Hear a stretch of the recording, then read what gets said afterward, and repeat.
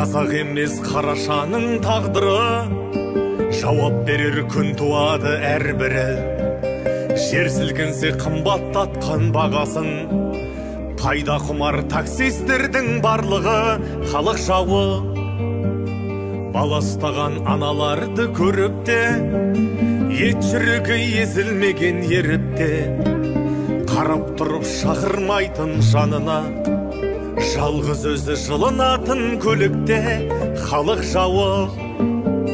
Қазақ болып жанашымас жамандар, Құдай жоқтай ойсыз жүрген надандар, жылылықты танытпайтын жақынға, өз ұлтын сүймейтұғын адамдар халық жауы.